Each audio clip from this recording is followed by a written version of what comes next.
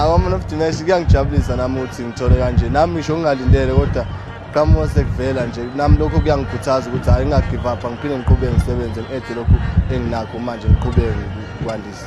Yabo siqale nje ukubonga yabo uze 3 points uthola namhlanje ayiswele ejimini ngoba ucoach wasitshela ukuthi kumele senze kanjani ukuze sigcina swinile.